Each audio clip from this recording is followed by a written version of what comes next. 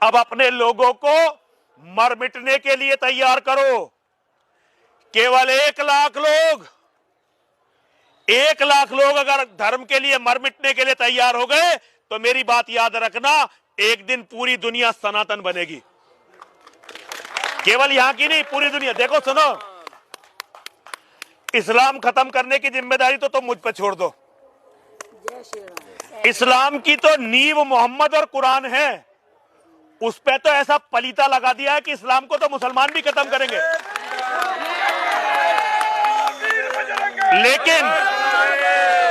लेकिन इसमें अभी 50 साल लगेंगे।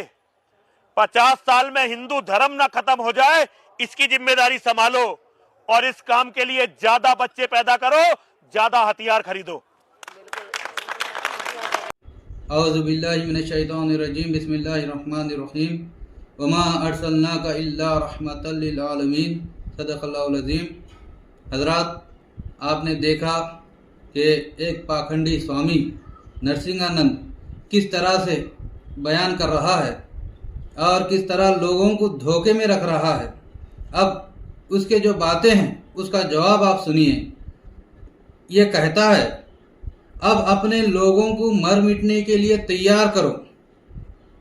केवल 1 लाख लोग अगर धर्म के लिए मर मिटने के लिए तैयार हो गए तो मेरी बात याद रखना, एक दिन पूरी दुनिया सनातन बनेगी। तो मेरा प्रश्न ये है कि सनातन बनाने का जो इसका लक्ष्य है, ये सनातन है क्या? जब आप देखेंगे सनातन का माना आदि काल से, यानी बहुत पुराना, शुरुआती से अवधि, इसको सनातन कहते हैं। यानी आदि काल से जो शुरू से है उसको सनातन बोलते हैं। तो वो सनातन कौन है? आदि काल से कौन है? तो हजरत मोहम्मद पैगंबर जो कल की अवतार जगत गुरु सल्लल्लाहु अलैहि वसल्लम हैं। आपका फरमान है, अना मिन नूरुल्लाहि व कुल्ला शै मिन नूरी, यानी मैं अल्लाह के नूर से यानी ज्योति से बना हूँ और मेरे नूर यानी आप सल्लल्लाहु अलैहि वसल्लम के ज्योति से सारा ब्रह्मांड बना है। तो सबसे पहले जो वजूद है वो हजरत पैगंबर मोहम्मद सल्लल्लाहु अलैहि वसल्लम का वजूद है। तो इस हदीस से मालूम होता है कि वो सनातन हकीकत में मोहम्मद पैगंबर सल्लल्लाहु अलैहि वसल्लम है।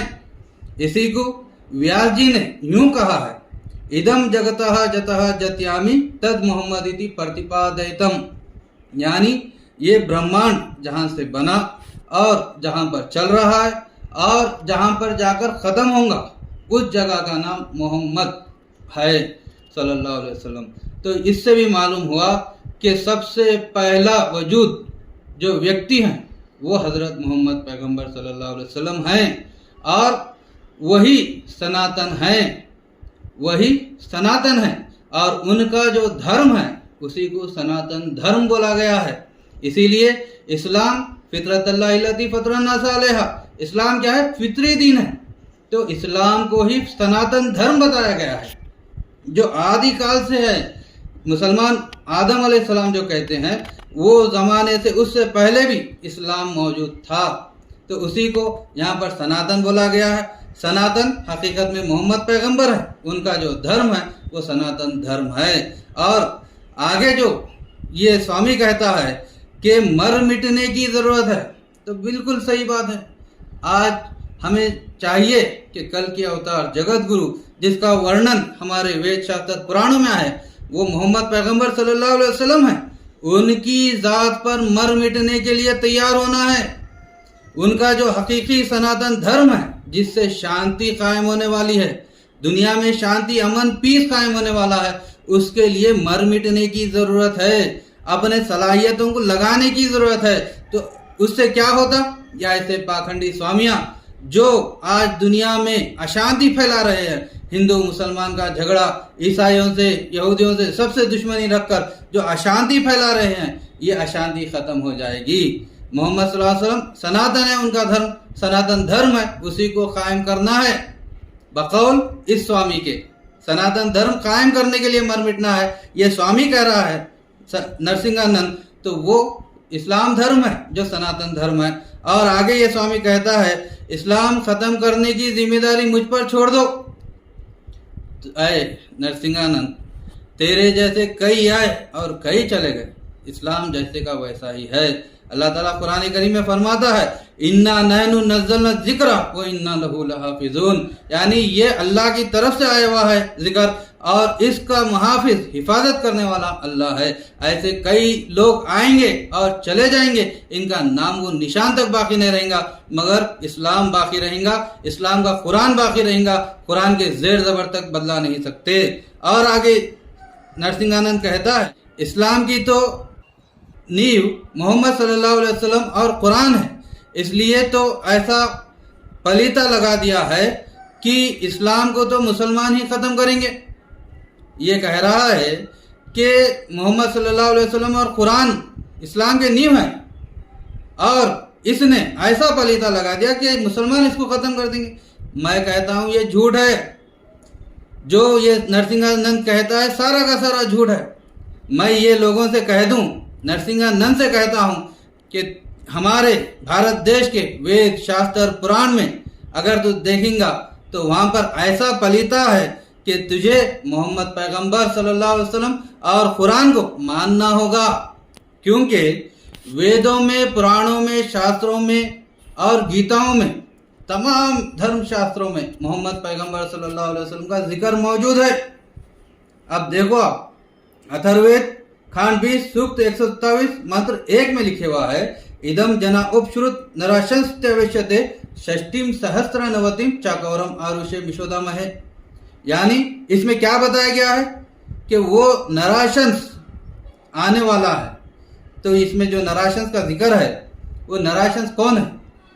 नराशंस का माना होता है वो नर जिसकी प्रशंसा की गई, यानी वो आदमी, वो इंसान जिसकी तारीफ की गई हो, उसी को अरबी में ट्रांसलेट करने से मोहम्मद होता है सल्लल्लाहु अलैहि वसल्लम। अरबी में मोहम्मद के माने यही हैं जो नराशंस के माने हैं। और दूसरी ये भी निशानी बताई गई है कि वहां पर 60,090 लोगों पर आप फतह पाएंगे। तो आप तारीख उठाकर देख लो कि फतेह मक्का के वक्त मक्का के अंदर 60,090 लोग वहां पर मौजूद थे, मोहम्मद पैगंबर सल्लल्लाहु अलैहि वसल्लम आप वहां पर जाकर फतह पाए, 60,090 लोगों पर फतह पाए, ये इस मंत्र में लिखे गया है। और इसी तरह से भविष्य पुराण में खंड 3 अध्याय 3 श्लोक नंबर 5 में आता है, यतस्मिन् नन्तरे मिलेच आचार्यो न समन्वितः मोहम्मदमित्यादः शिष्य शाखा समन्वितः। ये श्लोक में भी आप सल्लल्लाहु अलैहि वसल्लम का नाम मुबारक खुला खुला दिया गया है, मोहम्मद बोल के बताया गया है। और इसमें बताया गया मिलेच, मिलेच के मानी क्या है? यानी दूसरी जबान बात करने वाले, दूसरे मुल्क वाले, पराए मुल्क, पराए जबान वाले, पराए आचार वाले, वो आएंगे तो वो मोहम्मद पैगंबर सल्लल्लाहु अलैहि वसल्लम ही हैं और उनके जो शिष्य रहेंगे चट्टान की तरह मजबूत रहेंगे, इस तरह से बताया गया है। और कुरान का जो जिक्र करता है नरसिंहानंद, ये भविष्य पुराण में लिखा गया है, संकल्पा शुद्धम श्लोके षट सहस्र शताधिकम सर्वशास्त्रार्थ तत्वानम सारम सुर्थी मनोहरम। आगे एक ऐसी किताब आने वाली है जिसमें 6,600 से ज्यादा श्लोक रहेंगे और ये सारे ग्रंथों का सारांश रहेगा, ये भविष्यवाणी की गई है। तो इस तरह से ये जो नरसिंहानंद कहता है कि मैंने ऐसा पलीता लगा दिया है मुसलमानों में, मैं कहता हूं तुम्हारे वेद शास्त्र पुराण हर धर्म ग्रंथ उठाकर देख लो, उसमें भगवान ईश्वर ने ऐसा पलीता लगाया है कि तुम्हें मोहम्मद सल्लल्लाहु अलैहि वसल्लम और कुरान को मानना जरूरी है। तो आखिर में ये बता दूं कि ऐसे पाखंडियों की बात मानकर कोई भी लोग अशांति ना कायम करे या हमारे भारत देश में अशांति ना फैलाए। हमारे भारत देश में ऐसे भी स्वामियां हैं जो मोहब्बत से लेकर चलते हैं, जैसा कि गोस्वामी सुशील महाराज को देखिए आप और शंकराचार्य जी को देखिए आप, ऐसे कई स्वामियां हमें मिल जाते हैं जो मुसलमान हिंदू सबको लेकर चलते हैं और मोहब्बत का पैगाम फैलाते हैं। ऐसे नरसिंहानंद को बिठा देना चाहिए, कुछ बात बोलने नहीं देना चाहिए, क्योंकि इन्हें मुंह खोला तो अशांति की बात करता है। बस मेरी दुआ है हमारे भारत देश में परमात्मा सबको एक कर दे और सब में प्रेम की भावना पैदा कर दे। वाखिर दावाना अनिल हम्दुलिल्लाहि रब्बिल आलमीन।